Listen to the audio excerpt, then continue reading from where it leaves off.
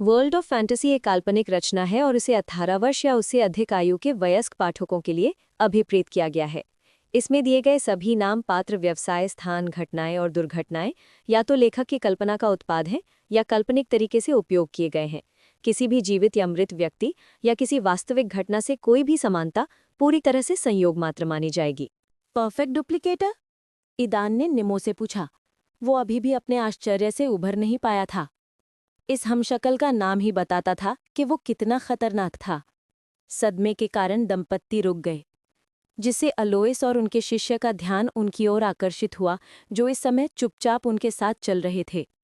हालांकि स्वस्थ होने के बाद वो तुरंत अपनी सीटों पर लौट आए और समूह अपने रास्ते पर आगे बढ़ गया। उनके इस कृत्य से निस्संदेह अलोइस और उसके शिष्य को संदेह हुआ।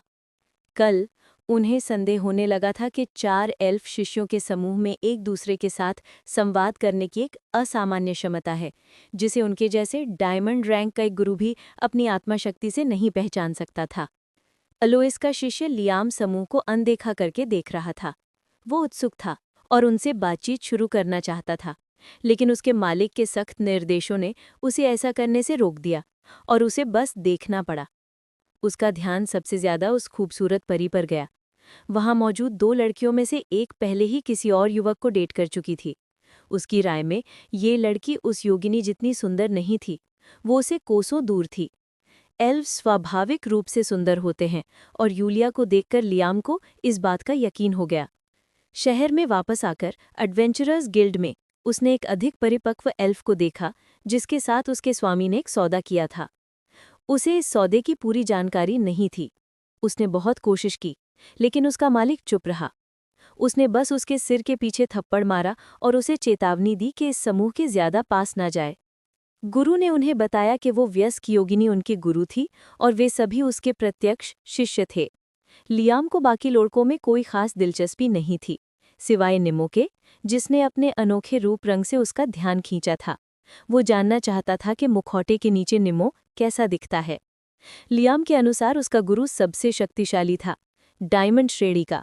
उसके बाद प्लैटिनम श्रेणी का एक सुंदर योगिनी था। फिर वहां स्वयं लियाम और एक मुखौटा पहने रहस्यमयी व्यक्ति था। लेकिन बचे हुए 2 लोग, एक लड़का और एक लड़की, जो एक जोड़ा लग रहे थे और कल ड्यूटी पर होने के बजाय मौज मस्ती कर रहे थे, वास्तव में समूह की सबसे कमजोर कड़ी निकले। जब लियाम समूह को देख रहा था तो उनका ध्यान परफेक्ट डॉपलगैंगर की चर्चा पर केंद्रित था, जिसे निमो ने मानसिक संपर्क के माध्यम से उनके साथ साझा किया था। अब तक परफेक्ट डॉपलगैंगर इस निषिद्ध क्षेत्र का सबसे खतरनाक प्राणी है। न केवल वो अपने शिकारों की संख्या की कोई सीमा नहीं रखता, बल्कि उसकी क्षमताएं उसे उनके रूप और व्यवहार को लगभग पूरी तरह से दोहराने की अनुमति देती हैं। दंपत्ति ने उसके बारे में जितना जाना, उन्हें यही विश्वास हो गया कि ये हमशक्ल वास्तव में निषिद्ध क्षेत्र का सबसे शक्तिशाली प्राणी है। मास्टर के अनुसार यहाँ तक कि उसे भी मूल से अपने हमशक्ल को पहचानने में मुश्किल हो रहा था। वो बहुतांश क्षणिताओं की नकल करने में सक्षम है, जिसमें रक्तरेखाएं भी शामिल हैं, और ये बात दंपत्ति के लिए वास्तव में आश्चर्य की बात थी। ईदान और आराबेल को यकीन था कि उनकी नई वंशावली ही उनका मुख्य फायदा है। हालांकि जैसा कि निमो ने कहा, ये दुर्धर्ष हमशक्ल उनकी भी नकल करने में सक्षम है। वो सोच रहे थे कि क्या ये प्राणी उनकी वंशावलियों की नकल कर सकता है। इस बार भी सिस्टम चुप रहा और उन सवालों का जवाब नहीं दिया जिनसे दंपत्ति चिंतित थे। उनकी एक ही कमजोरी है, वे चुने गए शिकार की ताकत को मात नहीं दे सकते। नीमो के शब्द बिल्कुल वही हैं जो दंपत्ति सुनना चाहते हैं। ये जानकर उन्हें थोड़ी राहत मिली। अगर कोई हमशक्ल उनमें से किसी की नकल कर ले तो उसकी शक्ति सिल्वर रैंक से आगे नहीं बढ़ पाएगी, और अगर वो उनके वंश की नकल भी कर ले तो भी वो गोल्ड रैंक तक ही पहुंच पाएगा। उसे कम मत आंकना, ये हमशक्ल बाकियों से कहीं ज्यादा चालाक है। सबसे पहले वो तुम पर, सबसे कमजोर पर ध्यान देगा, लेकिन पहले वो हमारे ग्रुप के सबसे मजबूत इंसान की नकल करेगा और उसके बाद ही तुम्हारा पीछा करेगा। वो दूसरे हमशक्लों जैसी सीमाओं से बंधा नहीं है। अगर उसे एहसास हुआ कि वो हमें संभाल नहीं सकता तो वो पीछे हट जाएगा और सही मौके का इंतजार करेगा। यूलिया ने उन्हें चेतावनी दी, ये देखकर कि कैसे उस जोड़े ने राहत की सांस ली। क्या आप ये कह रहे हैं कि वो पहले अलोइस की नकल करेगा और फिर हमारी ओर देखेगा? अरबेल ने चिंता भरी आवाज में पूछा। हाँ, ये सही है। निमो ने अपने शब्दों में विश्वास के साथ पुष्टि की। ये वो आखिरी बात थी जो वो सुनना चाहते थे। अब वो निषेध क्षेत्र के मध्य भाग में जाने से सचमुच डर रहे थे। वो इस हमशक्ल के पहले शिकार होंगे, और ये स्पष्ट था। इतनी चिंता मत करो, क्या तुम भूल गए हो कि तुम किस स्थिति में हो? यूलिया ने मुस्कुराते हुए उस जोड़े से पूछा। क्या तुम भूल गए हो कि इस दुनिया की चेतना तुम्हें जिंदा पकड़ना चाहती है? वो ये कैसे भूल सकते हैं? समझौते के कारण लिम्बो सीधे हस्तक्षेप नहीं कर सकता और हमारे विरुद्ध कार्यवाही नहीं कर सकता। हालांकि वो अपने हमशक्लों को तुम्हें ना मारने का आदेश दे सकता है। लिम्बो के लिए मुख्य बात तुम्हें रीसेट तक रोकना है, और उसे इस बात की परवाह नहीं है कि तब तक तुम किस स्थिति में होगे। इसलिए जब हम केंद्रीय परत पर पहुंचे तो अत्यंत सावधान रहना। एक ओर तो यूलालिया ने उन्हें शांत किया और भरोसा दिलाया कि ये भयानक हमशक्ल उन्हें नहीं मारेगा। दूसरी ओर उसने उन्हें सावधान रहने की चेतावनी दी, क्योंकि जस्ट इसलिए कि कोई हमशक्ल उन्हें नहीं मारेगा, इसका मतलब ये नहीं है कि वो उनके साथ नरमी से पेश आएगा। एक बार फिर दंपत्ति सोच रहे थे कि केंद्रीय परत पर जाना उचित होगा। वो वहां सिर्फ इसलिए गए थे क्योंकि उन्हें सिस्टम से कार्य पूरा करना था। क्या आपको लगता है कि शायद वो प्राणी जिसे निमो के द्वारा वश में किए जाने की आवश्यकता है, वो परफेक्ट डॉपलगैंगर का बच्चा है? अरबेल ने उत्सुकता से ईदान से पूछा। जो उसने सुना था उसके बाद उसके पास उस अनोखे प्राणी के बारे में कोई और विकल्प नहीं था। ये निषिद्ध क्षेत्र अपने हमशक्लों के लिए जाना जाता था, और सबसे अधिक संभावना यही थी कि वो अनोखा प्राणी भी एक हमशक्ल ही था। ईदान भी इस बात को लेकर चिंतित था, हालांकि वो पूरी तरह से आश्वस्त नहीं था। ये सिस्टम परफेक्ट डॉपलगैंगर के बच्चे को अनोखा प्राणी नहीं कह सकता। आखिरकार अनोखा शब्द का मतलब है कि ऐसा प्राणी अत्यंत दुर्लभ है, और निमो और यूलाली के अनुसार परफेक्ट डॉपलगैंगर पूरी तरह से अनोखा नहीं था। हाँ, वो केंद्रीय परत में रहता था, लेकिन उसका अस्तित्व एडवेंचरस गिल्ड में सभी को ज्ञात था। मानसिक जुड़ाव के जरिए हम शक्लों के बारे में बात करते हुए समूह को ये ध्यान ही नहीं रहा कि वो मध्य परत की सीमा कैसे पार कर गए। ईदान ने सबसे पहले मध्य और बाहरी परतों के बीच का अंतर महसूस किया। उन्होंने स्पष्ट रूप से महसूस किया कि पागलपन ऊर्जा की सांद्रता ड्रामेटिकली बढ़ गई है और उनका शरीर इस ऊर्जा को तेजी से अवशोषित करने लगा है। ईदान को लगा कि पागलपन की ऊर्जा उसके शरीर में बड़ी ताकत से प्रवेश कर रही है। ऐसा लगता है कि हमने मध्य परत की सीमा पार कर ली है, क्योंकि पागलपन की ऊर्जा का संकेंद्रण बहुत अधिक हो गया है। उन्होंने मानसिक संपर्क के माध्यम से अरबेल के साथ साझा किया। क्या आप सब ठीक हैं? उसने घबराते हुए पूछा। पहले तो ईदान दूसरों को परेशान नहीं करना चाहता था, लेकिन फिर भी उसने अपनी भावनाओं को अरबेल के साथ साझा करने का निर्णय लिया। हालांकि ऊर्जा का आक्रमण और भी तेज हो गया था, फिर भी उसने अपने अंदर कोई बदलाव महसूस नहीं किया। सब कुछ पहले जैसा ही था, और उसे हैरानी हुई। वो समझ नहीं पा रहा था कि इतनी सारी ऊर्जा कहाँ गायब हो रही है। कोई बात नहीं, ईदान ने मन ही मन अरबेल की चिंता शांत करते हुए कहा।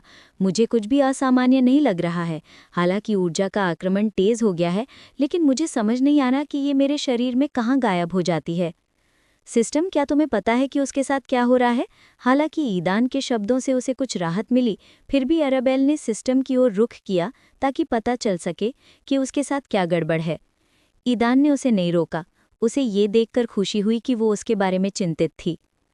होस्ट अल्फा एक अनोखी जाति है जिसमें बाहरी दुनिया से ऊर्जा अवशोषित करके खोई हुई ऊर्जा को पुनर्स्थापित करने की विशेष क्षमता है। सामान्य परिस्थितियों में ये क्षमता सक्रिय नहीं होती और ऊर्जा अवशोषित नहीं करती। हालांकि आपके मामले में आपके वंश पर नियंत्रण की अस्थिरता के कारण ये क्षमता पागलपन की ऊर्जा को अनियंत्रित रूप से अवशोषित कर लेती है, जो इस निषिद्ध क्षेत्र में प्रचुर मात्रा में मौजूद है।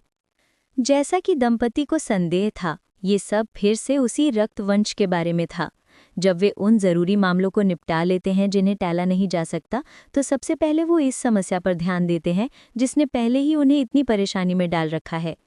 दंपति को आश्चर्य हुआ कि व्यवस्था ने उन्हें आगाह क्यों नहीं किया कि वंश परंपरा इतनी कठिन होगी और इसमें बहुत सारी कठिनाइयां होंगी। सिस्टम के निर्देशों का पालन करने का निर्णय लेने के पहले भी उन्होंने कल्पना नहीं की थी कि ऐसी कोई चाल उनका इंतजार कर रही है। शायद ये फिर से उनके सुप्रीम शीर्षक से संबंधित है। दंपति ने निर्णय लिया कि वे अनुमान नहीं करेंगे, बल्कि स्थिति को स्वीकार करेंगे और धीरे धीरे, चरण दर चरण समस्याओं का समाधान करेंगे। सिस्टम, मुझे बताओ कि इस ऊर्जा के अत्यधिक अवशोषण के क्या परिणाम होंगे? इस बार ईदान ने खुद से पूछने का फैसला किया। वो समझ गया कि चाहे अल्फा कितने भी अद्भुत क्यों न हो, इस ऊर्जा को अवशोषित करने की उनकी सीमा होनी चाहिए। होस्ट पूर्वानुमान निराशाजनक है।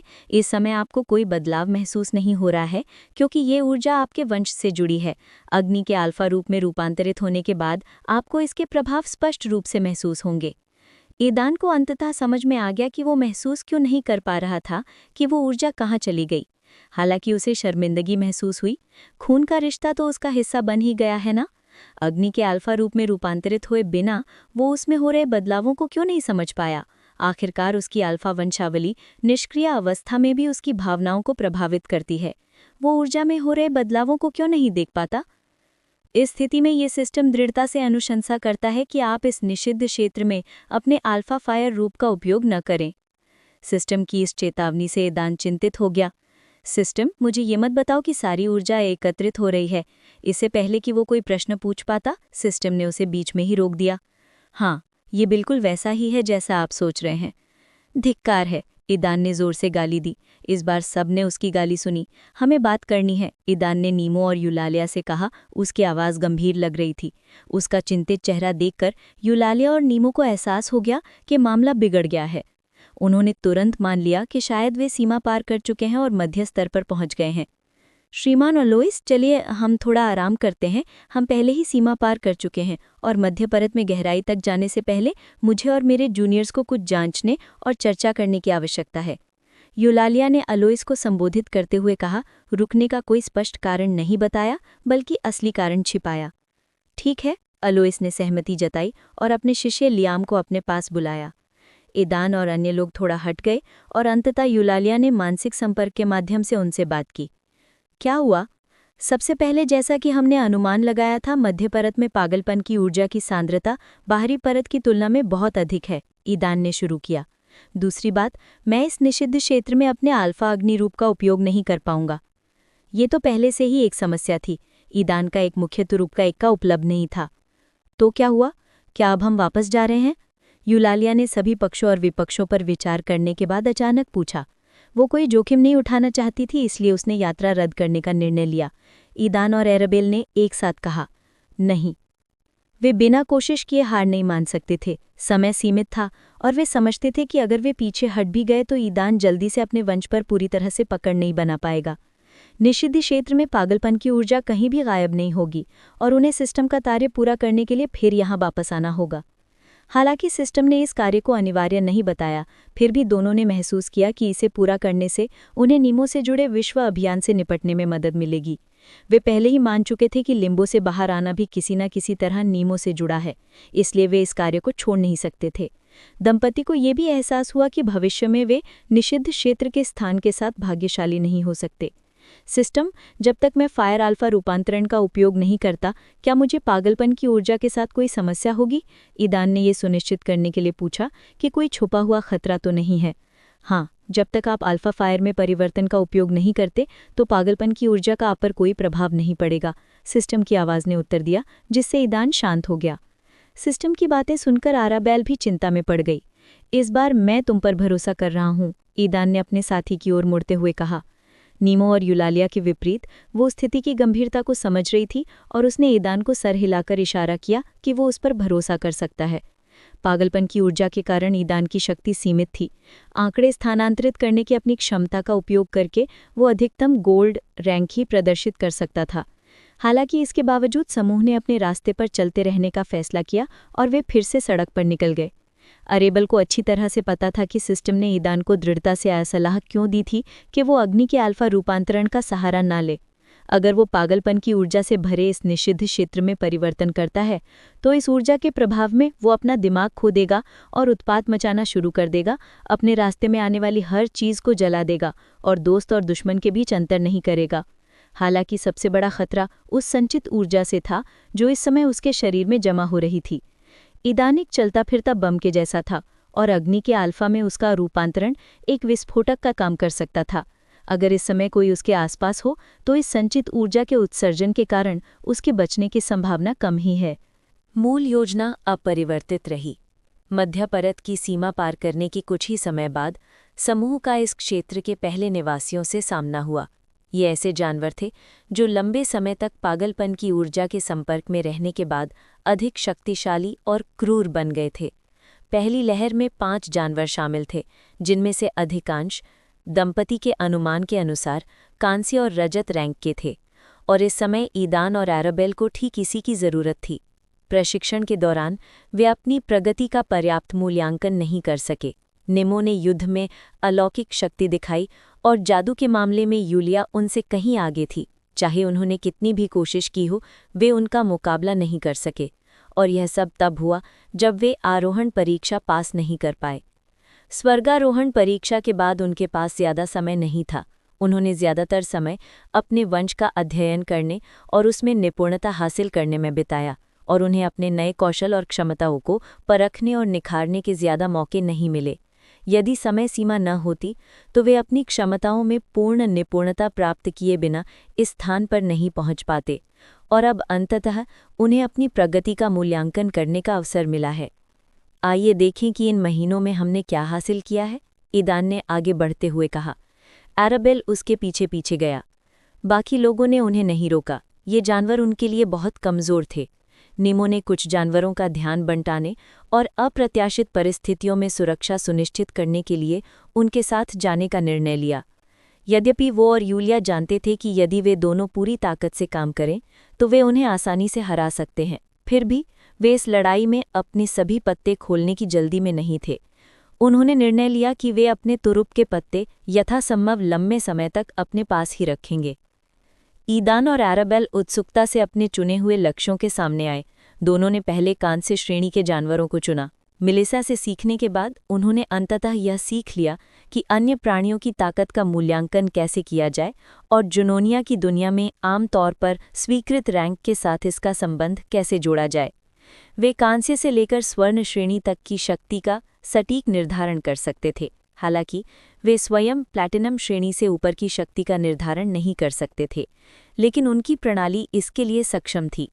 उनकी तुलना में उनकी प्रणाली सभी प्राणियों की ताकत और पद का अनुमान लगाने में कहीं अधिक सटीक थी। ईदान का सामना ऐसे जानवर से हुआ जिसे वे अच्छी तरह जानते थे, एक नुकीला भेड़िया। भेड़िए की आदतों से वाकिफ होने के कारण उसे जरा भी डर नहीं लगा और उसने हिम्मत से हमला कर दिया। भेड़िए ने ईदान पर अपने कांटों से वार किया, लेकिन वह चतुराई से चकमा देकर तेजी से दुश्मन के पास पहुंच गया। यह देखकर कि उसका निशाना चूक गया है, भेड़िया ईदान पर झपटा और उसके सिर पर काटने की कोशिश करने लगा। हालांकि अब 2 महीने बाद भेड़िए की चाल पहले जैसी बिजली की तरह तेज नहीं रही। ईदान ने आसानी से बचकर एक ही झटके में भेड़िए का सिर काट दिया और उसकी जान ले ली। उस पल ईदान का दिल तेजी से धड़कने लगा। उसने अपनी बाकी क्षमताओं और हुनर का बमुश्किल ही इस्तेमाल किया। सिर्फ एक तलवार के वार से उसने आसानी से कांस्य श्रेणी के जानवर का सामना कर लिया। ईदान को कांस्य और रजत श्रेणी के बीच का फर्क साफ समझ आ गया। एराबेल को एक ऐसे जीव का सामना करना पड़ा जो हमारी दुनिया की किसी लोमड़ी से मिलता जुलता था। हालांकि जिस लोमड़ी को वे जानते थे उसकी तुलना में यह लोमड़ी काफ़ी बड़ी थी। उसके बाल गहरे रंग के और 2 पूंछें थीं। यह जानवर ईदान के नुकीले भेड़िए के समान ही तांस्य श्रेणी का था। थोड़ी सी उत्तेजना के साथ एराबेल उस जानवर से पहले मिली। नुकीले भेड़िए की तुलना में यह जानवर ज्यादा तेज और लचीला था। हालांकि एराबेल खुद ईदान से बेहतर थी। वह तेज और तलवार चलाने में ज्यादा अनुभवी थी।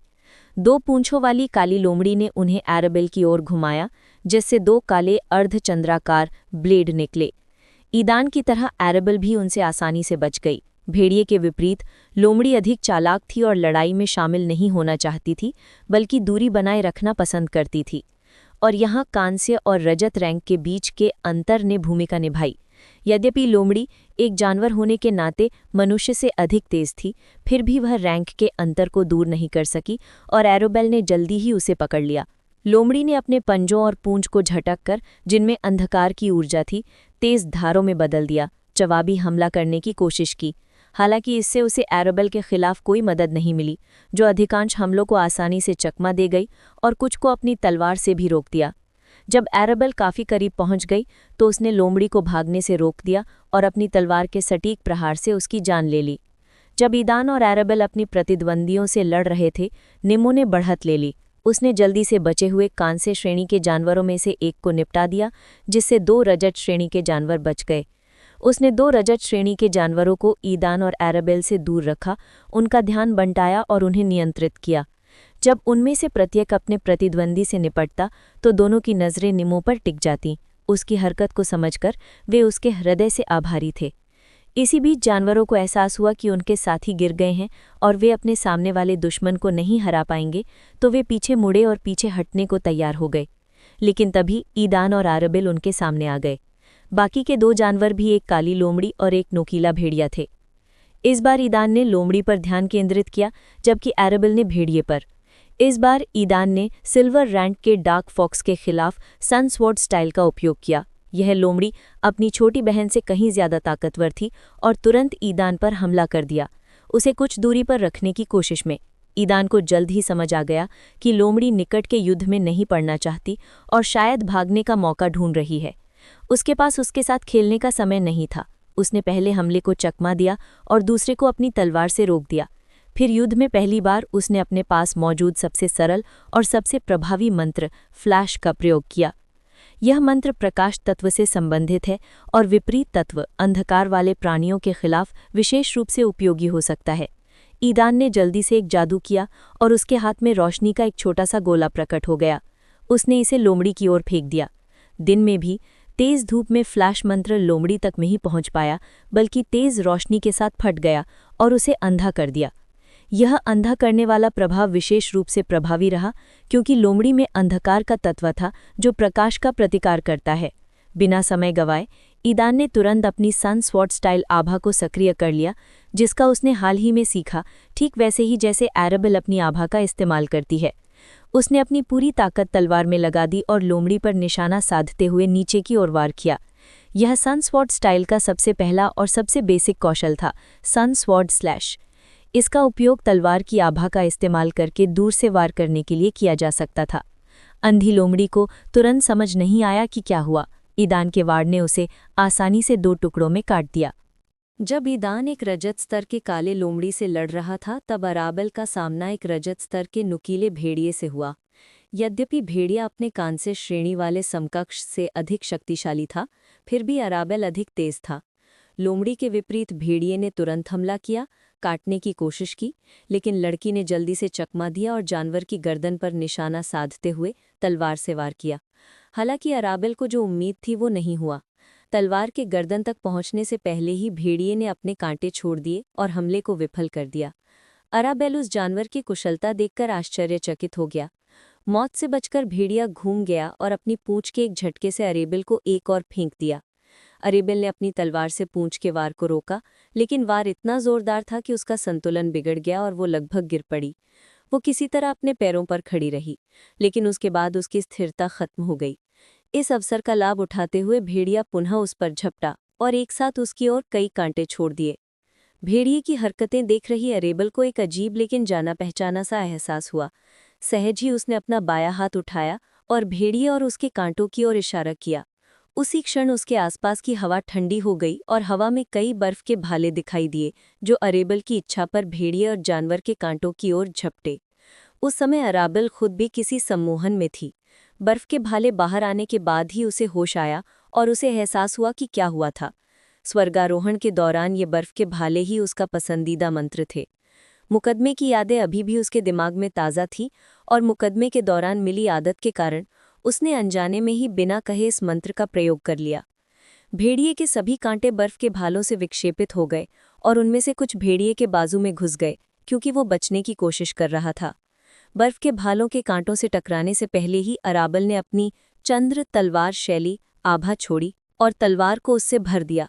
ईदान की तरह उसने चंद्र तलवार शैली का सबसे पहला और बुनियादी कौशल अर्ध चंद्राकार कटाव इस्तेमाल किया। बर्फीले भालों से घायल होकर भेड़िया एराबेल की अर्ध चंद्राकार तलवार के हमले की रेखा में था। काली लोमड़ी की तरह भेड़िया भी 2 टुकड़ों में बंट गया था, लेकिन सबसे आश्चर्यजनक बात ये थी कि घाव से खून नहीं निकला।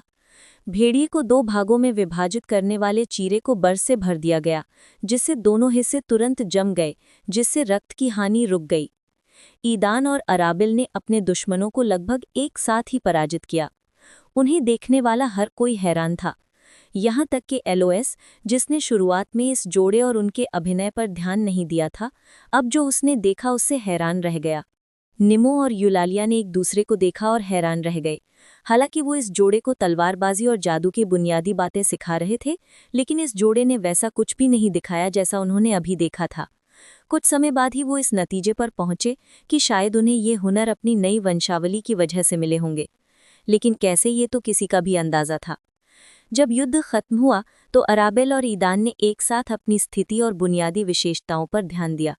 बुनियादी विशेषताएं: ईदान फेन, गतिविधि, अधिक लिंग साधना पथ हिस्सा, सिस्टम सर्वोच्च पति प्रणाली, सर्वोच्च पत्नी प्रणाली के साथ समन्वित, प्रणाली की दुर्लभता, महाकाव्य तांड्याट, विशिष्ट विशेषता 1, शीर्षक सर्वोच्च, आंशिक रूप से सीलबंद, अप्राप्य, आवश्यक योग्यताएं, विशिष्ट विशेषता 2, युगलित प्रणाली, आंकड़ों का आदान प्रदान, वर्तमान में 50%, स्वैप 0 से 2, मुख्य आंकड़े, तर्क 21, शक्ति 147, सहनशक 193, दक्षता 184, बुद्धि 230, मन 305, विशेषताएं: मानसिक संबंध प्लस, मानसिक संबंध अराबेल मॉर्गन, कटिंग लेवल 2, खाना पकाने का लेवल 2, कार्य व्यापार प्लस, रक्त प्लस, रसायन प्लस, स्थिति अराबेल मॉर्गन, मानदेय 18 वर्ष, जाति मानव, साथी ईदान फेन, प्रेम 0 से 43%,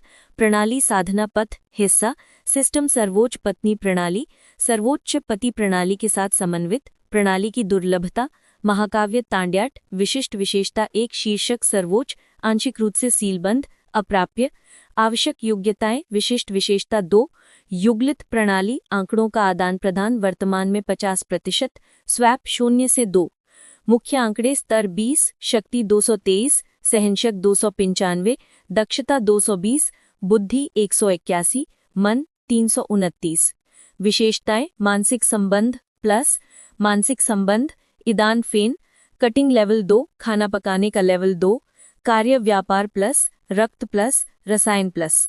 ईदान और अराबेल को पहले स्तर और उसके आंकड़ों के बीच का अंतर स्पष्ट रूप से समझ में आ गया, जहां पर सभी आंकड़े 50 थे, और 20वें स्तर के बीच का अंतर, जहां आंकड़े लगभग 4 गुना अधिक थे। लेकिन अब भी अपनी स्थिति को देखते हुए वो दोनों उलझन में थे। शुरू से ही उन्हें ऐसा लग रहा था कि उनके सिस्टम में कुछ कमी थी।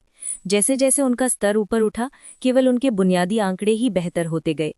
वंश, कौशल और योग्यताएं सिस्टम के स्तर के साथ स्वतः नहीं बढ़ी। उनके विकास के लिए कार्यों को पूरा करना या सिस्टम पॉइंट्स के लिए ट्रेड फंक्शन से कुछ खरीदना जरूरी था। यही ट्रेडिंग फंक्शन उन्हें कार्य पूरा करने के पुरस्कार के रूप में दिखाई देता था। ये trading function supreme merchant system नामक एक और सिस्टम से जुड़ा हुआ था, जिससे पता चलता है कि ये उनके अपने सिस्टम का हिस्सा नहीं था। ईदान और अराबेल नहीं समझ पा रहे थे कि आखिर उन्हें क्या कमी खल रही थी। ऐसा लग रहा था कि कुछ जरूरी चीज छूट गई थी जो उनके सिस्टम को एक खास व्यक्तित्व दे सकती थी। 2 क्षमताओं, कुकिंग लेवल 2 और कटिंग लेवल 2 के अलावा ऐसी कोई कौशल या योग्यता नहीं थी जिसे ईदान और अराबेल आत्मविश्वास से अपने सिस्टम के नाम से जोड़ सकते थे।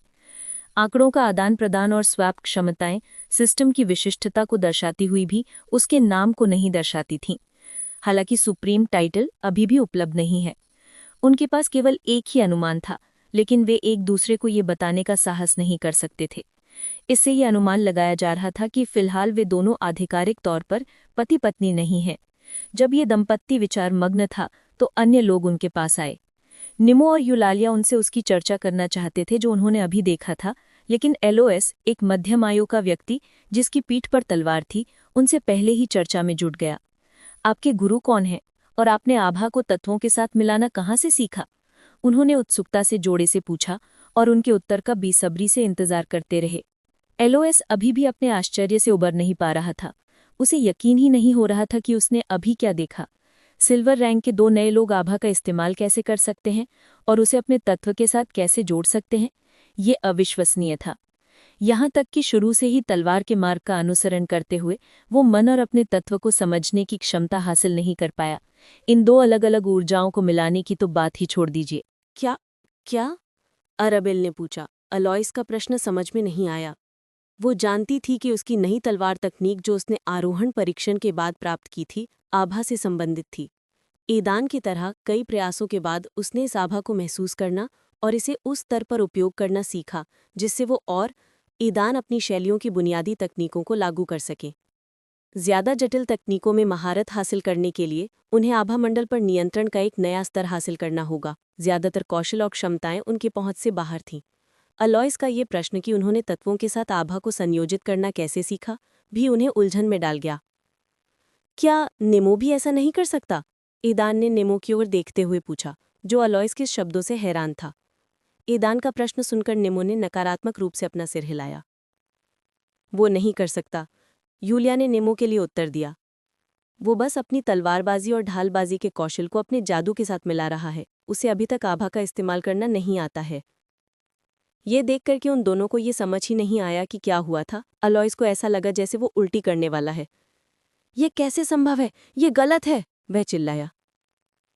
अलॉयस को शक होने लगा कि ये जोड़ा राज छिपाने के लिए ये सब दिखावा कर रहा है। उसकी नज़रें बदल गईं और वो उन्हें दुश्मनी भरी नज़रों से देखने लगा। अलॉयस के व्यवहार में आए परिवर्तन को देखकर यूलिया को एहसास हुआ कि उसने उन्हें गलत समझा था। श्रीमान अलॉयस, क्या आप जानते हैं कि ये दोनों कौन हैं? उसने उन्हें याद दिलाया, ये जताने की कोशिश करते हुए कि वे दूसरी दुनिया से आए हैं। ये कोई राज नहीं था और अलॉयस को भी अपने शिष्य की तरह ये पता होना चाहिए था। यूलियस की याद दिलाने पर ही उसे आखिरकार समझ में आया कि ये जोड़ा कौन था। अपनी उत्तेजना और आश्चर्य में वे इस बारे में पूरी तरह भूल ही गया था। क्या तुम सचमुच किसी दूसरी दुनिया से आए हो? उन्होंने अफवाहों की सच्चाई की व्यक्तिगत तौर पर पुष्टि करने के इरादे से पूछा। ईदान और अरबेल ने एक दूसरे को देखा और फिर सिर हिलाकर उसकी बात की पुष्टि की। सच्चाई छुपाने का कोई मतलब नहीं था, इसलिए उन्होंने शांतिपूर्वक इन अफवाहों की पुष्टि की। जब उसने देखा कि दंपत्ति ने हाँ में सिर हिलाया तो उसने राहत की सांस ली। तुम इंसान हो ना? हाँ, हम इंसान हैं, ईदान ने पुष्टि की। अरबेल ने उससे सहमति जताते हुए सिर हिलाया। आश्चर्य की बात यह थी कि नेमो ने भी सिर हिलाया। ईदान, अरबेल और यूलिया ने अविश्वास से उसकी ओर देखा। बेचारा आदमी अभी भी अपने आप को मानव ही मानता था। उसे ये एहसास नहीं था कि वो वास्तव में मानव जाति से संबंधित नहीं था। फिर तीनों ने एक दूसरे की ओर देखा और विस्तार में न जाने का निर्णय लिया। गुरु ने कहा कि जब वे लिम्बो से बाहर निकलने का रास्ता खोज लेंगे तो वो उन्हें सब कुछ बता देंगी। उन्हें यकीन है कि अब ये ज्ञान उतना महत्वपूर्ण नहीं है जितना कि बाहर निकलने का रास्ता ढूंढना। इसके अलावा वे नीमों को भ्रमित कर सकते हैं और अतिरिक्त मुश्किलें खड़ी कर सकते हैं। तुम्हें अभी जो हुआ उसका एहसास नहीं है ना? उन्होंने कुछ राहत के साथ पूछा, क्योंकि उन्हें पता चला कि ये जोड़ा भी उनकी तरह मानव जाति का हिस्सा है। नहीं, हम समझ नहीं पाए, ईदान ने उत्तर दिया। वे अभी भी ये समझने की कोशिश कर रही थी कि आखिर डायमंड रैंक के व्यक्ति अलॉयस को किस बात ने इतना चौंका दिया था। क्या उन्होंने जो नई तलवार तकनीकें सीखी थी वो सचमुच इतनी अद्भुत थीं? दंपति ने बस यही अनुमान लगाया कि शायद उनकी तलवारबाजी देखकर ही उसकी दिलचस्पी जागी होगी, और जिस तरह से वो अपनी पीठ पर तलवार लिए हुए था उससे साफ जाहिर था कि वह इस हथियार को चलाने में कितना माहिर था। मैंने पहले ही पूछा था, आपने दो अलग अलग प्रकार की ऊर्जाओं, आभा और मन को एक साथ मिलाना कैसे सीखा? अलॉयस ने अपना प्रश्न दोहराया और फिर उसे एहसास हुआ कि वह एक जरूरी बात भूल गया। आप जादू का इस्तेमाल कैसे कर सकते हैं?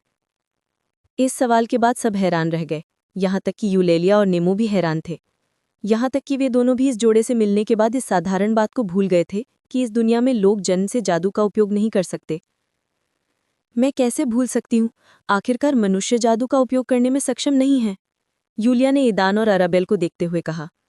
शुरू से ही वह उन्हें मनुष्य नहीं मानती थी। वे इस दुनिया में अजनबी थे और वह उन्हें मानव जाति से नहीं जोड़ती थी। अब जब उन्होंने मनुष्य के रूप में अपनी पहचान की पुष्टि कर ली थी तो यूलिया को आश्चर्य हुआ। उसने उन्हें जादू की मूल बातें सिखाईं और उन्होंने मन से परिचित अन्य जातियों की तरह शांति से उनकी शिक्षाओं को स्वीकार किया और जादू का इस्तेमाल करना सीख लिया। हो सकता है कि किसी दूसरी दुनिया के लोग हमसे अलग हों, अलॉयस के एक शिष्य लियाम ने सुझाव दिया, जो पहले चुप था और केवल बातचीत सुन रहा था। लियाम के सुझाव सुनकर सभी लोग इस धारणा से सहमत हो गए। वे समझ नहीं पा रहे थे कि मानव जाति के सदस्य होने के बावजूद इस जोड़े ने जादू का इस्तेमाल इतनी आसानी से कैसे सीख लिया। दंपत्ति ने शांति से उनकी बातें सुनी। वे जानते थे कि इस सब का कारण उनकी सिस्टम में है, हालांकि वे सिस्टम का रहस्य उजागर किए बिना इसे स्पष्ट नहीं कर सकते थे। इसलिए जब लियाम ने अपने सुझाव दिए तो वे भी इस विचार से सहमत हो गए और आम सहमति में शामिल हो गए। क्या इस दुनिया में लोग सचमुच जादू का इस्तेमाल नहीं करते? इस तथ्य से आश्चर्यचकित होकर अराबेल ने पूछा। वह समझ नहीं पा रही थी कि इतनी जादुई माहौल में, जहां जादू मौजूद है, लोगों ने इसे मास्टर करने का कोई तरीका क्यों नहीं निकाला। हालांकि लोग इसे सीधे तौर पर महसूस नहीं कर सकते, लेकिन इस प्रकार की ऊर्जा के अस्तित्व का ज्ञान ही उन्हें इसे मास्टर करने की कोशिश करने का एक कारण दे चुका है। यदि उसकी दुनिया के लोग इस प्रकार के मन के बारे में जानते और वे अन्य जातियों के प्रतिनिधियों से मिल सकते जो इसका इस्तेमाल कर सकते हैं, तो वे संभवतः इसका उपयोग करने का कोई संभव तरीका खोज ही लेते। ये बहुत जटिल है बेटी, अलोइस ने गहरी सांस लेते हुए कहा। लोग जादू के बिना पैदा होते हैं, लेकिन लंबे समय से ऐसा एक समूह रहा है जो इसे मास्टर करने की कोशिश करता है। हालांकि मेरे इस दुनिया में आने से पहले अफवाही थी कि इस समूह ने लोगों को जादू सिखाने का एक तरीका खोज लिया है, लेकिन इससे पहले कि ये साबित हो और समाज द्वारा मान्यता प्राप्त करे, मैं यहाँ पहुँच गया। इसलिए जब तक इस सिद्धांत की पुष्टि नहीं हो जाती, तब तक यही माना जाता है कि मनुष्य में जादू नहीं होता है। ये तो अलग बात है। अब ईदान और अराबेल को लगने लगा था कि दोनों दुनिया के लोग एक दूसरे से अलग नहीं हैं। दुनिया में हमेशा ऐसे लोग रहेंगे जो नई चीजें सीखने की कोशिश करते हैं। ऐसे लोगों के बदौलत ही उनकी दुनिया ने जादू और दूसरी अद्भुत घटनाओं के अभाव में अविश्वसनीय प्रगति की है। बात यह है कि मैंने देखा कि आपने जानवरों के साथ लड़ाई में जादू का इस्तेमाल कैसे किया, और फिर आपने आभा को मन के साथ जोड़कर और अपने तत्व की शक्ति का उपयोग करके अपनी तलवारबाजी का प्रदर्शन किया। एलोइस ने जोड़े की ओर देखते हुए कहा। ईदान और अरबेल एक दूसरे को हैरानी से देखने लगे। किसने सोचा था कि उनकी नई तलवारबाजी तकनीक इतनी कमाल की होगी? हालांकि उनकी प्रणाली अपने आप में अद्भुत है, क्योंकि ये उन्हें आरोहण परीक्षण के बाद ऐसा उपहार देने में सक्षम थी। क्या आभा और मन का संयोजन सचमुच इतना अद्भुत है? ईदान ने दिलचस्पी से पूछा। बेशक, ये अद्भुत है। लियाम ने उत्साह से उत्तर दिया। फिर अपने स्वामी की तिरस्कार भरी नजर देखकर उसने अपना सिर नीचे कर लिया। मुझे बताओ, क्या तुम समझते हो कि मन और आभा में क्या अंतर है? एलोइस ने दंपति को संबोधित करते हुए पूछा। ईदान और अरबेल ने इस बारे में सोचा, उनके बीच क्या अंतर है? थोड़ी देर बाद ईदान ने मन और आभा के बारे में अपने विचार व्यक्त करना शुरू किया। मन जादू, मंत्र और तत्वों से संबंधित है। साथ ही आभा है। जब ईदान सही शब्द खोजने की कोशिश कर रहा था, तो अरबेल ने पूछा, क्या आभा मास्टरी के मार्ग की ऊर्जा है? एलोइस उस जोड़े की प्रतिक्रिया से सुखद आश्चर्यचकित था। हालांकि वे नए थे, उनकी विचार प्रक्रिया आश्चर्यजनक रूप से अच्छी थी और वे मन और आभा में अंतर कर सकते थे। ऐसा लगता है जैसे उनके गुरु ने उन्हें इस संसार में साधना के 2 मार्गों के बारे में पहले से ही कुछ जानकारी दे दी है। हाँ, जैसा आपने कहा, मन रक्तरेखा पथ और जादू पथ का आधार है और आभा मंडल महारत के पथ का आधार है। एलोइस ने उत्तर दिया। हालांकि आमतौर पर ये माना जाता है कि रक्तरेखा पथ और जादू पथ अलग अलग पथ हैं, वे मूल रूप से समान हैं और आपस में घनिष्ठ रूप से जुड़े हुए हैं। कुछ अनोखी प्रजातियां, जिनका कोई रक्तरेखा नहीं है, जादू पथ में सुधार कर सकती हैं। साथ ही कुछ प्रजातियां रक्तरेखा पथ का अनुसरण तो करती हैं, लेकिन जादू में महारत हासिल नहीं कर पाती। एलोइस जोड़े को सिद्धांतों से ज्यादा परेशान नहीं करना चाहता था। दरअसल साधना के रास्ते उतने आसान नहीं होते जितना लोग सोचते हैं। आभा निपुणता के मार्ग का आधार है। ये एकमात्र विश्वसनीय मार्ग है जो हमें सुपर ह्यूमन रेल्म की ओर ले जा सकता है और जिसके साथ मानव जाति साधना कर सकती है। एलोइस दंपति को ये समझाना चाहता था कि इस समय उनके जैसे लोगों के लिए साधना का केवल एक ही रास्ता है, और वो है महारत का मार्ग। जादू अभी तक सभी मानव जाति की संपत्ति नहीं बन पाया है, और लोग इसमें महारत हासिल करने के तरीके खोजते रहते हैं, और वे पाथ ऑफ ब्लड लाइन के बारे में सपने देखने की भी हिम्मत नहीं करते। उच्च जातियों के सदस्यों के लिए भी उच्चतर रेल्म तक पहुंचने से पहले दोनों प्रकार की ऊर्जाओं में निपुणता प्राप्त करना लगभग असंभव माना जाता है। केवल इसी स्तर पर दोनों ऊर्जाओं का सुरक्षित उपयोग किया जा सकता है। एलोइस ने अपनी लघु कथा को आगे बढ़ाया। एलोइस की बात सुनकर सभी लोग, ईदान, एरबेल, नीमो, यूलिया और यहाँ तक कि उसका अपना शिष्य लियाम भी उसके उत्साह से आश्चर्यचकित थे। इससे पहले एलोइस हमेशा शांत रहता था और एक असामाजिक और उबाऊ तलवारबाज लगता था जो ज्यादा बात करना पसंद नहीं करता था। लेकिन अब वो मुश्किल से अपना मुंह बंद करता था और खुशी खुशी अपना ज्ञान सबके साथ बांटता था। हालांकि अपने बताने के अंदाज की वजह से वो उन्हें थोड़ा भ्रमित कर सकता था। सरल शब्दों में कहें तो एलोइस ये कहना चाहता था कि हर कोई दोनों ऊर्जाओं पर अधिकार नहीं कर सकता, यहाँ तक कि उच्च जातियों को भी दोनों को संयोजित करना कठिन लगता है।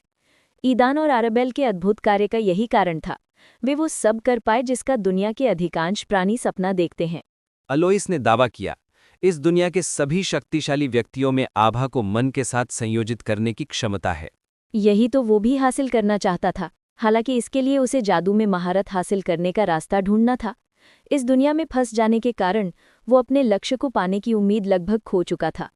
अब एलॉयस के स्पष्टीकरण के बाद हालांकि दंपति इस दुनिया के विकास के तरीकों के बारे में थोड़े भ्रमित थे, लेकिन वे मोटे तौर पर महसूस कर रहे थे कि उनकी प्रणाली अद्भुत थी।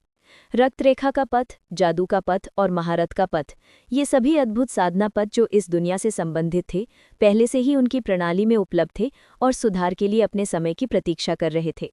साधना के मार्गों और निचले क्षेत्र में रहने के दौरान दंपति की दो ऊर्जाओं को संयोजित करने की अनूठी क्षमताओं पर संक्षिप्त चर्चा के बाद समूह ने पशुओं के शवों को एकत्र किया और केंद्रीय स्तर की ओर अपनी यात्रा जारी रखी। जल्द ही उन्हें जानवरों की दूसरी लहर का सामना करना पड़ा। इस बार उनके बीच एक स्वर्ण रैंक का जानवर भी था। पिछले मामले की तरह ईदान और आरेबेल ने गोल्ड स्तर से नीचे के जानवरों का सामना किया, जबकि लियाम ने गोल्ड रैंक वाले जानवर से लड़ने का कार्य किया। यूलिया और नीमो अन्य जानवरों का ध्यान हटाने के लिए आगे आए और दंपति को अपने कौशल और क्षमताओं का परीक्षण करने का अवसर दिया। इस बार न केवल एलॉयस ने लड़ाई देखी, बल्कि दंपति को कुछ सलाह भी दी, जिससे उन्हें अपनी गलतियों को समझने में आसानी हुई। ये मुख्य रूप से उनकी आभा को मन के साथ जोड़ने की क्षमता और इस तथ्य के कारण था कि वे दोनों मानव जाति के सदस्य थे, हालांकि वे दूसरी दुनिया से आए थे, जैसा कि एलॉयस था। पिछली बार की तरह ईदान और आरेबेल ने केवल उन्हीं क्षमताओं और तकनीकों का उपयोग करने का निर्णय लिया जिनका वे पहले से ही उपयोग कर चुके थे। ईदान ने प्रकाश मंत्र और तलवार की तकनीक पर ध्यान केंद्रित किया, जो उसने नीमो से सीखी थी। साथ ही सिस्टम द्वारा प्रदान की गई तकनीक सन सोड स्टाइल पर भी ध्यान केंद्रित किया। दूसरी ओर आरेबेल ने बर्फ और पानी के मंत्रों पर ध्यान केंद्रित किया। तलवार की तकनीक के लिए उसने नीमो द्वारा सिखाई गई तकनीक और सिस्टम से सीखी गई तकनीक का भी सहारा लिया। दंपति ने महसूस किया कि उनके आभा मंडल के प्रत्येक नए प्रयोग के साथ उस पर उनका नियंत्रण धीरे धीरे बेहतर होता गया। हालांकि उन्होंने ये भी महसूस किया कि वे आभा का बार बार उपयोग नहीं कर पा रहे हैं। लगातार कई बार उपयोग करने के बाद वे न केवल शारीरिक रूप से बल्कि मानसिक रूप से भी थका हुआ महसूस कर रहे थे। वे आभा का प्रयोग करने में नए थे और एलॉयस ने उनकी थकान को देखते हुए उन्हें तुरंत अधिक परिश्रम के संभावित परिणामों के बारे में चेतावनी दी। ये देखते हुए कि दंपति थक चुके थे और अब उसी उत्साह से काम जारी नहीं रख सकते थे, तो नीमो और यूलिया ने शीघ्रता से शेष बचे जानवरों से निपट लिया। जब उनके प्रतिद्वंद्वी समाप्त हो गए, तो ईदान और आरेबेल ने अपना ध्यान लियाम की ओर लगाया, जो इतने समय से अपने मालिक के आदेश पर उस जानवर को रोके हुए था। जैसे ही दंपति ने अपना काम समाप्त किया, एलॉयस ने अपने शिष्य को आदेश दिया। अनुमति प्राप्त करने के बाद लियाम ने तुरंत अपनी आभा छोड़ दी और अंततः जानवर के साथ लड़ाई में उतर गया। दंपति ये देखकर हैरान रह गए कि लियाम युद्ध में अपनी आभा का प्रयोग कैसे करता है। उनके विपरीत ये स्पष्ट था कि लियाम वास्तव में आभा नियंत्रण में महारत था। ऐसा लग रहा था मानो वो किसी स्वर्ण श्रेणी के राक्षस के साथ खेल रहा हो। उसकी चाल सहज थी और तलवार को ढकी आभा सूक्ष्म थी, लेकिन घातक भी। राक्षस के प्रहारों के बावजूद उसकी आभा अपनी स्थिरता नहीं खोती थी। दंपति के समक्ष अपनी उच्च स्तरीय आभा निपुणता का प्रदर्शन करने के बाद लियाम ने गोल्ड स्तर वाले राक्षस को शीघ्रता से पराजित कर दिया। आभा का प्रयोग करके की गई इस प्रदर्शनकारी लड़ाई ने उस जोड़े पर गहरा प्रभाव डाला। उन्होंने अपनी आंखों से देखा कि आभा पर नियंत्रण कितना कुशल हो सकता है। इसकी तुलना में उनका अपना आभा अस्थिर लगता था। वे बहुत अधिक ऊर्जा खर्च करते थे, जिससे वे जल्दी थक जाते थे। उन्होंने जो देखा उससे वे प्रेरित हुए और उन्हें एक लक्ष्य दिखाई दिया जिसके लिए वे प्रयास कर सकते थे। ईदान और आरेबेल एलॉयस और लियाम के बहुत आभारी थे, जिन्होंने उन्हें दिखाया कि आभा कैसे काम करती है। यूलिया और मिलिका ने उन्हें मन का इस्तेमाल करना सिखाया, लेकिन आभा के बारे में कुछ नहीं बताया। जिस तरह यूलिया ने एलॉयस की कहानी सुनी और आश्चर्य व्यक्त किया, उससे साफ जाहिर था कि उसके पास आभा नहीं थी। मिलिका को संभवतः पता था कि उसके साथ कैसे काम करना है, लेकिन उन्होंने आज तक उसे अपना कौशल नहीं दिखाया था। उस समय वे आभा और मन के बीच के अंतर को अच्छी तरह से नहीं समझते थे और उन्होंने इस पर ज्यादा ध्यान नहीं दिया। चूंकि मिलिका उच्च लोक से संबंधित थी, इसलिए उसे आभा के बारे में पता होना चाहिए। अपने गुरु से आभा के बारे में बाद में पूछने के प्रश्न को बाद में वापस आने के लिए टालते हुए समूह अपने रास्ते पर आगे बढ़ गया। रीसेट के बाद ये सिर्फ दूसरा दिन था और उनके पास अभी भी 5 दिन बाकी थे। उन्होंने इनमें से 2 दिन शहर वापस लौटने में बिताने की योजना बनाई थी। पता चला कि आज के अलावा उनके पास केंद्रीय परत तक पहुंचने और उसका अन्वेषण करने के लिए केवल 3 दिन ही बचे थे। जबकि बाकी लोग इस निषिद्ध क्षेत्र में किसी मंदिर के होने के बारे में अटकलें लगा रहे थे, उस जोड़े ने इस पर ज्यादा ध्यान नहीं दिया। वे ज़्यादा इस बात में रुचि रखते थे कि केंद्रीय परत में किस तरह का प्राणी उनका इंतजार कर रहा है। बेशक जिस प्राणी में उनकी रुचि थी वह साधारण नहीं हो सकता था। जल्द ही समूह को जानवरों की एक और लहर का सामना करना पड़ा। तीसरी लहर पिछली लहर से बड़ी और शक्तिशाली थी। दंपति को संदेह होने लगा कि निषिद्ध क्षेत्र उनकी परीक्षा ले रहा है तथा प्रत्येक लहर के साथ अधिक शक्तिशाली और ताकतवर जानवर भेज रहा है। हालांकि उन्हें इस बात पर हैरानी हुई कि जब से वे मध्य स्तर में आए हैं उन्हें किसी भी हमशक्ल का सामना नहीं करना पड़ा है, यहाँ तक कि तथाकथित मूकों का भी नहीं, जो इस स्तर पर बहुतायत में थे। क्या ये ठीक है? जब अंततः उन्होंने सभी जानवरों से छुटकारा पा लिया तो आराबेल ने पूछा। इस बार निम्मो और लियाम ने सबसे मजबूत विरोधियों के खिलाफ सक्रिय रूप से लड़ाई लड़ी। इस लहर का सबसे शक्तिशाली जानवर अभी भी गोल्ड रैंक पर था। अन्य लोगों ने भी जो कुछ घटित हो रहा था उसकी विचित्रता को महसूस किया। वे पहले ही लगभग एक ही अंतराल पर आने वाली 3 लहरों का सामना कर चुके थे। सबसे भोला भाला व्यक्ति भी समझ सकता था कि यहाँ कुछ गड़बड़ है। सामान्यतः ऐसा नहीं होता। अलोइस और उसके छात्र ने अपनी नज़र ईदान और आराबेल पर केंद्रित कर दी। इस स्थिति में कुछ खास बात है। दोनों लोग जिन्हें इस दुनिया की चेतना ने पकड़ना चाहा था उनके साथ थे। हालांकि वह खुलकर कुछ नहीं कर सकती थी। शायद चेतना बस इस निषिद्ध क्षेत्र में हेरफेर करके अपनी शक्ति का परीक्षण करने की कोशिश कर रही हो। ये सचमुच एक समस्या है, अलोइस ने कुछ अफसोस के साथ कहा। उसे एल्फ के साथ सौदा करने का पछतावा था। इन 3 लहरों ने भी उन्हें भविष्य की घटनाओं के बारे में चिंतित कर दिया था। जैसा कि उम्मीद थी, आगे लगभग उतने ही समय बाद चौथी लहर ने उन्हें पीछे छोड़ दिया, जो कि एक बड़ी लहर थी, और इस बार उनमें एक प्लैटिनम रैंक वाला जानवर भी था। समूह केवल इस लहर को स्वीकार कर सकता था और इससे बच सकता था। जब प्लैटिनम रैंक का राक्षस प्रकट हुआ तो यूलिया ने बिना हिचकिचाहट के युद्ध में शामिल होकर उसे अपने ऊपर ले लिया। बाकी सभी ने अपने अपने प्रतिद्वंदी चुनकर उसका साथ दिया। एलोइस, जो दूसरों की हरकतें देख रहा था, अभी उसे दखल देने की कोई जल्दी नहीं थी। उसे एहसास था कि कुछ लहरों के बाद कोई जानवर या हीरे जैसा दिखने वाला कोई हमशक्ल जरूर आएगा और तब उसे अपनी पूरी ताकत लगानी पड़ेगी। कांस्य और रजत श्रेणी के जानवर बहुमत में थे। ये समझते हुए कि ईदान और आराबेल अकेले उनसे नहीं निपट पाएंगे, लियाम ने स्वर्ण श्रेणी के जानवरों से अकेले लड़ने की पेशकश की। उसने निम्मो से कहा कि वे जोड़े को बाकी जानवरों से जल्दी निपटने में मदद करे। निम्मो को जाहिर है कोई आपत्ति नहीं थी। वे सभी स्वर्ण श्रेणी के जानवरों को अकेले ही संभाल सकता था, लेकिन उसने लियाम की बात मानकर अपने छोटों की मदद करने का फैसला किया। नई लहर की शुरुआत के साथ ईदान और आराबेल को एहसास हुआ कि उनकी क्षमताओं के खेल और चुनौतियों का समय बीत गया। वे पूरी गंभीरता से जानवरों से लड़ने लगे और उन्हें जल्द से जल्द और कुशलता से हराने की कोशिश की। पिछली 3 लहरों में उन्होंने अपनी ताकत पहले ही परख ली थी और उसमें थोड़ा सुधार भी कर लिया था। अब वे पहले जैसे तनावग्रस्त और उत्तेजित नहीं थे। हालांकि वे थोड़े थके हुए थे, फिर भी उनका लड़ने का जोश बढ़ गया था और वे पहले से ज्यादा शांत लग रहे थे। और निम्मो के शामिल होने से उन्होंने जल्द ही सभी जानवरों से निपट लिया, जिनमें से इस लहर में काफी संख्या में थे। धिक्कार है, ईदान ने कहा। उन सबको लगा कि ये काम आसान नहीं होगा, यहाँ तक कि एलोइस जब उनके समूह में शामिल हुआ था तब उसे लगा था कि ये काम मुश्किल होगा। हालांकि उन्होंने ऐसी चाल की उम्मीद नहीं की थी। यदि स्थिति इसी तरह विकसित होती है तो 5वीं लहर जल्द फूट पड़ेगी और उनमें पहले से ही 1 से अधिक प्लैटिनम जानवर होंगे। बेशक एलोइस के साथ ये मुश्किल नहीं होगा। हालांकि अगर आप दूसरे कई जानवरों पर गौर करें तो स्थिति और भी गंभीर हो सकती है। भले ही लियाम, यूलिया और निम्मो बहुत ताकतवर हों, लेकिन फिर भी वे इतने सारे प्रतिद्वंदियों से थक सकते हैं। आखिरकार 5वीं लहर आखिरी नहीं होगी, उसके बाद 6ठी लहर भी आएगी। और आगे क्या होगा? आराबेल ने दूसरों की राय जानना चाहा। उनके विपरीत बाकी लोग यहाँ ये जानने आते हैं कि यहाँ कोई मंदिर बना है या नहीं। उन्हें ये जानकारी प्राप्त करने के लिए ज़्यादा मेहनत और धैर्य रखने की ज़रूरत नहीं है। ये सचमुच एक समस्या है, हमें इसकी उम्मीद थी, यूलिया ने कहा। पीछे हटने का कोई मतलब नहीं है। वे सही कह रही हैं। सबसे अधिक संभावना यही है कि लिम्बो की चेतना यही चाहती है। अलोइस ने अपनी राय व्यक्त करते हुए कहा कि सबसे अधिक संभावना यही है कि अन्य बाहरी लोग और स्थानीय लोग पहले ही निषिद्ध क्षेत्र में आ चुके हैं और हमारा इंतजार कर रहे हैं। हम जारी रखेंगे, अलोइस ने दृढ़ता से कहा। हालांकि उसे मौजूदा हालात पसंद नहीं थे, लेकिन वह पीछे नहीं हट सकता था। निषिद्ध क्षेत्रों के अस्तित्व के पूरे समय के दौरान ऐसी घटनाएं लगभग कभी नहीं हुई थी। आमतौर पर मध्य स्तर में जानवरों और हमशक्लों से मुठभेड़ दुर्लभ और यादृच्छिक थी, हमारी तरह नहीं।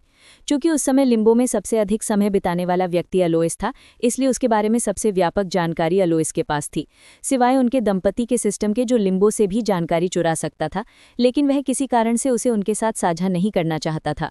दंपति ने पहले ही मान लिया था कि उनके सिस्टम को इस दुनिया से जाने की बात पता है, और ये सारे काम जो उसने दिए थे शायद सिस्टम द्वारा उनकी उपयुक्तता की एक और जांच थी। वे अपने सिस्टम के व्यवहार के लिए कोई अन्य स्पष्टीकरण नहीं ढूंढ सकते थे। अपने विचारों को एकत्रित करने के बाद यूलिया ने कहा, मुझे लगता है कि स्थिति उतनी भयानक नहीं है जितनी हम कल्पना करते हैं। मास्टर ने कहा कि सभी निषिद्ध क्षेत्रों के अपने नियम हैं। उन्होंने तर्क दिया कि ये सभी क्षेत्र विशेष परीक्षण क्षेत्र हैं जिनकी जटिलता विषयों पर निर्भर करती है। ये सभी एक ही नियम का पालन करते हैं। कठिनाई ऐसी होनी चाहिए कि विषयों को उन्हें पार करने का मौका मिले, और लिम्बो की चेतना भी इन नियमों को नहीं बदल सकती।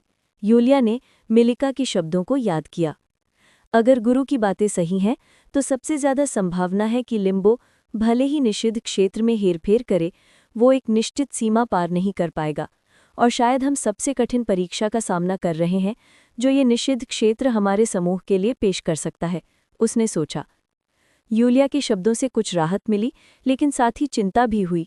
यदि वो सही है तो उनके सामने कठिन कार्य है। ईदान ने कहा, हम पीछे हटने या आगे बढ़ने का जो भी फैसला करें वो लिम्बो के दिमाग को ही फायदा पहुंचाएगा। अगर हम पीछे हटेंगे तो हम बाहरी और स्थानीय लोगों द्वारा तैयार किए गए घात में फंस जाएंगे। अगर हम आगे बढ़ते रहे तो हमें जानवरों की लहरों का सामना करना पड़ेगा जो हमें थका देंगी और हमारी प्रगति में बाधा डालेंगी। सभी लोग उसकी बातों से सहमत थे। वो पीछे हट सकते थे, पहले से तैयार घात का सामना कर सकते थे और शहर लौट सकते थे, लेकिन तब उन्होंने जो कुछ भी पहले किया था वो समय की बर्बादी होगी। यदि वे अपने रास्ते पर चलते रहे तो ये स्पष्ट नहीं है कि वो केंद्रीय परत का अन्वेषण करने में सफल हो पाएंगे या नहीं। हम आगे बढ़ेंगे, एलोइस ने कहा। हम पीछे नहीं हट सकते। आप सब यहाँ सभी जोखिमों को समझते हुए आए हैं और हमें अभी भी उम्मीद है कि हम केंद्रीय परत में सफल हो सकते हैं। इन सरल शब्दों से एलोइस ने स्पष्ट कर दिया कि उसे पता है कि वो निषिद्ध क्षेत्र की मध्य परत में क्या खोज रहे हैं। उन्होंने महसूस किया कि चूंकि वो यहाँ सबसे ज्यादा समय बिता चुका है और ऊंचा पद रखता है, इसलिए उसे निषिद्ध क्षेत्रों के सभी शोधों की जानकारी होनी चाहिए। एलोइस वास्तव में मंदिरों और उन्हें जीतने के प्रयासों से अवगत था, लेकिन उसने कभी भी उन तक पहुंचने और उन पर कब्जा करने की कोशिश नहीं की। पहले तो वो जीवित रहने के बारे में ही चिंतित थे, फिर लिम्बो में आए नए लोगों में से एक उपयुक्त शिष्य पाकर उन्होंने स्वयं को उसके प्रशिक्षण के लिए समर्पित कर दिया था। अब जब उसे प्रसिद्ध मंदिर को खुद देखने और देखने का मौका मिला था तो वो पीछे हटने को तैयार नहीं था, खासकर ये देखते हुए कि उनके समूह में मंदिर के अन्य अभियानों के विपरीत दूसरी दुनिया से आए 2 अजनबी भी थे। शायद उनकी उपस्थिति वो बदलाव ला सके जो दूसरे हासिल नहीं कर पाए थे। एलोइस की बातें सुनकर ईदान और एरोबेल उसकी राय का समर्थन करने को तैयार हो गए। पूरे समूह में से शायद केवल वे दोनों ही स्थिति की जटिलता के बावजूद हार मानने को तैयार नहीं थे और केंद्रीय परत तक पहुंचने की कोशिश करते रहे। आखिरकार उन्हें सिस्टम से प्राप्त कार्य को पूरा करना था। लियाम की कोई राय नहीं थी। वो हमेशा अपने मालिक का अनुसरण करता था क्योंकि उसे उस पर असीम भरोसा था। यूलिया और निमो ने एक दूसरे को फिर अपने छोटे साथियों को देखते हुए महसूस किया कि वो पीछे हटने को तैयार नहीं है और दृढ़ निश्चित है। वो एलोइस से सहमत थे और पूरा समूह उन चुनौतियों के लिए तैयार था जो लिम्बो ने उनके लिए तैयार की थी। जैसा कि उम्मीद थी, कुछ देर बाद उन पर जानवरों की एक नई लहर ने हमला कर दिया। उनमें 2 प्लैटिनम रैंक वाले जानवर भी थे। इस बार एलोइस ने पहल की और आगे बढ़ा। उसने अपनी पीठ से तलवार निकाली और बिना किसी हिचकिचाहट के जानवरों की भीड़ पर टूट पड़ा। ईदान और एरेबेल को यह समझने का भी समय नहीं मिला कि वो आभा का इस्तेमाल कर रहा है या नहीं, लेकिन जब उन्होंने इस प्रहार के परिणाम देखे तो न केवल वे बल्कि यूलिया और नीमो भी आश्चर्य से स्तब्ध रह गए। अपनी तलवार के एक ही झटके से उसने जानवरों की आधी लहर को उड़ा दिया। प्लैटिनम से नीचे उन जानवरों की रैंक जो भी हो, उन सबका एक ही हश्र होने वाला था, एक क्षणिक मौत। ये एक डायमंड रैंक की शक्ति थी। इस लहर में जानवरों की संख्या कम होने से बाकी जानवरों पर दबाव कम हो गया और वे एलोइस की मदद के बिना ही स्थिति को संभाल सकते थे। यूलिया ने प्लैटिनम रैंक वाले जानवरों में से एक से लड़ाई की और लियाम ने दूसरे वाले से। एलोइस ने व्यक्तिगत रूप से उसे दूसरे प्लैटिनम जानवर से निपटने का निर्देश दिया और उसके निर्देशों का पालन करते हुए लियाम ने तुरंत आक्रमण कर दिया। नीमो ने पहले ही कई स्वर्ण श्रेणी के जानवरों के विरुद्ध युद्ध में जादू और अपने पूरे शस्त्रास्त्र का इस्तेमाल शुरू कर दिया था। यद्यपि जानवर संख्या में उससे ज्यादा थे, फिर भी वो उसे दबा नहीं पा रहे थे। इसके विपरीत नीमो ने अपनी शक्ति से उन्हें दबाते हुए उन पर हावी होना शुरू कर दिया। जैसा कि मिलिका ने भविष्यवाणी की थी, यदि नीमो पूरी ताकत से प्रयास करे तो वो आसानी से प्लैटिनम रैंक वाले प्राणियों से लड़ सकता है, भले ही वो स्वयं अभी भी गोल्ड के शिखर पर हो। नीमो को इस बात का डर नहीं था कि लिम्बो उसकी क्षमताओं के बारे में जान जाएगा और उसे लड़ने के लिए तैयार हो जाएगा। उसे यकीन था कि अगर वो अपने हमशक्लों का सामना भी करे तो भी वो उसकी शक्ति को पूरी तरह से पैदा नहीं कर पाएंगे। आखिरकार ये हमशक्ल ईजी द्वारा दी गई शक्ति की नकल करके उसे प्राप्त नहीं कर सकते थे। एक परफेक्ट डुप्लीकेटर भी इसकी नकल नहीं कर पाएगा, इसलिए उसे पूरा यकीन था कि वो कम से कम उस प्रसिद्ध भयानकता और दुष्स्वप्न का पर्याप्त प्रतिरोध कर सकता है जो निषिद्ध क्षेत्र के केंद्र में छिपा है। अलोइस की बदौलत अधिकांश निम्न श्रेणी के जानवर नष्ट हो गए और ईदान और एरेबेल को बाकी जानवरों से निपटने में ज्यादा मेहनत नहीं करनी पड़ी, और अंत में उन्होंने देखा कि उनका बड़ा भाई और उनका भावी चैंपियन अपनी पूरी ताकत का उपयोग करके क्या करने में सक्षम है। पहले जब वे प्रशिक्षण ले रहे थे तो नीमो केवल अपनी तलवार और निपुण कौशल पर ही निर्भर था, लेकिन इन खतरनाक जानवरों के साथ लड़ाई में उन्होंने न केवल तलवार का कुशलता से उपयोग किया बल्कि एक ढाल का भी उपयोग किया जो आमतौर पर उनकी पीठ पर शांति से लटकती रहती थी। उनका कौशल इस बात से स्पष्ट था कि वो किस प्रकार चतुरता से आक्रमणों को बचाते थे और अपनी ढाल से उनका प्रतिरोध करते थे तथा अवसर मिलते ही आक्रमण कर देते थे। अपनी तलवारबाजी और ढाल कौशल के अलावा वो जादू का भी उपयोग करते थे। युद्ध के दौरान दंपत्ति 4 अलग अलग तत्वों को गिन सकते थे जिनका उन्होंने प्रयोग किया: अग्नि, बिजली, वायु और जल। जानवर उनके सामने टिक नहीं सकते थे, वो उनसे कहीं ज्यादा ताकतवर थे। निमो ने अपने कौशल का उपयोग करते हुए अपने विरोधियों से शीघ्रता से निपटा। उसके बाद यूलिया ने एक प्लैटिनम रैंक वाले जानवर को भी हरा दिया जिसे दंपति ने एक बिल्ली प्रकार का राक्षस समझा। उस जानवर की 2 पूंछें, काले बाल और पंजों पर नुकीले पंजे थे। वो जानवर बहुत तेज और चालाक निकला। पहले तो यूलिया ने अपने प्रतिद्वंदी का ध्यान रखा और जब उसे एहसास हुआ कि वो उसे हरा नहीं सकता तो उसे भागने नहीं दिया। उसने कई जादू के जाल बिछाए और अंततः उस जानवर को निष्क्रिय कर दिया, उसे भागने का मौका ही नहीं दिया। अंत में केवल लियाम ही बचा था जो दूसरे प्लैटिनम रैंक वाले जानवर से लड़ रहा था। लियाम के स्वामी अलोइस ने दूसरों को हस्तक्षेप न करने का संकेत दिया जिससे लियाम को स्वयं उस जानवर से लड़ने का मौका मिल गया। दूसरा प्लैटिनम श्रेणी का जानवर पहले वाले जानवर की तरह जिससे यूलिया ने निपटा था, बिल्ली के समान प्रकार का था। ये पहली बार था जब लियाम ने अपने ऊपर इतना दबाव महसूस किया था। इससे पहले उसने सिर्फ स्वर्ण श्रेणी वाले प्राणियों से ही लड़ाई लड़ी थी और उसे पूरा भरोसा था कि वो प्लैटिनम श्रेणी वाले जानवर को हरा सकता है, लेकिन जब उसका सामना ऐसे ही एक प्राणी से हुआ तो उसे एहसास हुआ कि वो ज़रूरत से ज़्यादा आत्मविश्वासी था। दोनों श्रेणियों के बीच का अंतर उसके अनुमान से कहीं ज़्यादा था। वो लंबे समय से गोल्डन रैंक पर अटका हुआ था, अब वो गोल्डन रैंक के शिखर पर पहुंच गया है और अपने गुरु के बदौलत उसने अपनी आभा को महसूस करना, मुक्त करना और नियंत्रित करना सीख लिया था। प्लैटिनम रैंक तक पहुंचने के सभी रास्ते उसके लिए खुले थे, लेकिन फिर भी उसे सफलता का रास्ता नहीं मिल पा रहा था। ये समझते हुए उन्होंने पूरी गंभीरता से अपने प्रतिद्वंदी पर ध्यान केंद्रित किया। वो प्लैटिनम रैंक वाले जानवर के दबाव का उपयोग सफलता पाने के लिए करने जा रहा है, यूलिया ने कहा, जब उसने इडाना और एरेबल को हैरान नज़रों से एक दूसरे को देखते हुए देखा। यूलिया के शब्दों के बाद दंपति ने लियाम के प्रयास पर ध्यान देना शुरू कर दिया। एरेबल अपनी नज़रें लियाम से हटा नहीं पा रही थी, उसकी हर चाल याद रखने की कोशिश कर रही थी। उसने देखा कि उसमें और निमो में फ़र्क था। दोनों ही कुशल तलवारबाज थे और दोनों को गोल्डन रैंक हासिल थी। हालांकि उनकी चाल देखकर एरेबल समझ गई कि लियाम ज़्यादा अनुभवी था। उनकी तकनीकें भी एक दूसरे से भिन्न थीं, जिससे पता चलता है कि इस दुनिया में तलवार की कई शैलियाँ थीं। यहाँ तक कि उन्हें और एडान को भी अनोखी तकनीकें प्राप्त हुई थीं जो न केवल मौलिक रूप से भिन्न थीं बल्कि उनके तत्वों से भी संबंधित थीं। मानव जाति का सदस्य होने के नाते लियाम के पास कोई जादू नहीं था, उसकी ताकत केवल उसकी आभा में निहित थी। बाकी सबकी तरह ईडान भी लियाम की लड़ाई को प्रशंसा से देख रहा था और उसके कौशल पर अचंभित था। उसने अपनी आंख के कोने से देखा कि एरेबल लियाम को गौर से देख रही है। उसने एकाग्रता की प्रशंसा किए बिना नहीं रह सकी। वो जानती थी कि तलवारबाजी में वो उससे बेहतर थी, और बात सिर्फ इतनी ही नहीं थी कि वो अपनी मातृभूमि में ऐसा कर रही थी, बल्कि ये भी कि उसने उससे तेजी से सीखा और निमो द्वारा सिखाई गई तकनीकों में महारत हासिल कर ली। इस पूरे समय वो अपनी असली पहचान भूत के मुकुट के पीछे छिपाई हुई थी। दूसरों को वो छोटे काले बालों वाली एक साधारण लड़की लगती थी। यहाँ तक कि अलोइस भी ये नहीं देख सकता था कि उसने इतनी मूल्यवान कलाकृति पहन रखी है। ईडान की बात करें तो एरेबल को इस तरह देखकर भी वो उसकी असली सूरत का अंदाज़ा लगा सकता था। जिस तरह वो लियाम को गौर से देख रही थी, उसे इस तरह देखकर उसे लियाम से थोड़ी जलन होती थी। इस वक्त वो अपनी जगह पर होता तो वो भी उसे उसी नज़र से देखती। एक आह भरते हुए उसने बड़ी मुश्किल से अपनी नज़रें उससे हटाईं और लियाम की ओर देखा। लियाम को देखते ही ईडान के मन में अचानक उससे और निमो से भी ज्यादा ताकतवर बनने की अदम्य इच्छा जागी।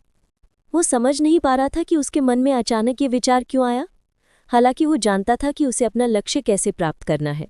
जितनी जल्दी हो सके अपने वंश पर नियंत्रण पाना जरूरी है। अब उसे दिखाने का समय आ गया है कि यहाँ हुक्मरान कौन है। ईडान ने मुट्ठी भींच ली और उसके वंश के प्रभाव में उसकी भावनाएं धीरे धीरे भड़कने लगी। हालांकि ईडान ने इस इच्छा को फूटने नहीं दिया। उसने जल्दी से खुद को संभाला और उस चिंगारी को दबा दिया। वो समझ गया कि ऐसे विचार शुभ संकेत नहीं देते हैं। दूसरों से बेहतर बनने और उनसे आगे निकलने की ऐसी इच्छा उसके मन में पहले कभी नहीं आई थी। उसने याद करते हुए कहा कि ऐसी इच्छाएं आमतौर पर कम आत्मविश्वास वाले लोगों में होती हैं।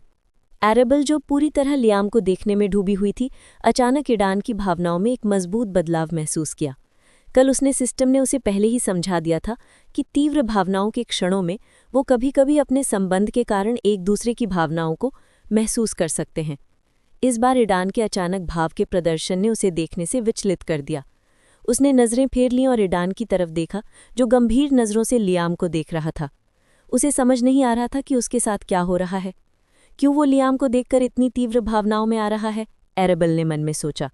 उसने उसकी भावनाओं की बस एक झलक ही देखी थी, इसलिए वो ठीक से नहीं बता सकती थी कि वो कैसा महसूस कर रहा था। वो बस अंदाजा लगा सकती थी कि उस वक्त ईडान की क्या भावनाएं थीं। आत्मविश्वास, उत्कृष्टता के लिए संघर्ष या जलन? एरेबल ने सोचा, उन दोनों के बीच के संबंध के माध्यम से जो भावनाएं वो महसूस कर पा रही थीं। ईडान ने ध्यान नहीं दिया कि एरेबल उस पर ध्यान दे रही है। वो अपने ही विचारों में मग्न था और अपने मन में उठ रही अजीब सी इच्छाओं को दबाने की कोशिश कर रहा था। एरेबल कुछ देर तक ईडान को देखती रही, जो सोच में डूबा हुआ था। उसने उसे समझने की कोशिश की, लेकिन फिर उसका ध्यान भटक गया और उसकी नज़र उसके चेहरे पर पड़ी। जितना ज्यादा समय वो साथ बिताते, ईडान उतना ही ज्यादा उसका ध्यान अपनी ओर खींचता। उसने उसकी तुलना 2 महीने पहले मिले उदास लड़के से की और उसमें काफी बदलाव देखे। वो इतना भी बुरा नहीं है, उसने मन में सोचा। फिर उसे ईडान का अग्नि स्वरूप याद आया और वो शर्माने से खुद को रोक नहीं पाई। उसे खुद नहीं मालूम था, लेकिन अग्नि के अल्फा के वेश में वो और भी सुंदर लग रहा था। उसके बाल भी उसी की तरह लाल थे और उसकी लाल आंखें उसे और भी ज्यादा आकर्षित कर रही थीं। उसने जल्दी से अपने गाल थपथपाए ताकि ईडान को अग्नि के अल्फा के रूप में देखने का सपना दूर हो जाए, और अपना ध्यान लियाम पर केंद्रित कर लिया, जिसने अभी अभी अपने प्रतिद्वंदी को हराया था। लियाम ने अपनी तलवार जमीन में घोंट दी, खुद को संभालने के लिए उस पर झुक गया और एक अजीब सी स्थिति में गिर पड़ा। वो आगे बढ़ रहा है, यूलिया ने लियाम को देखते हुए कहा। अलोइस ने अपनी शिष्य को देखते हुए संतोष से सिर हिलाया। इस सफलता के साथ उनके समूह में दूसरा प्लैटिनम रैंक वाला लड़ाकू शामिल हो गया।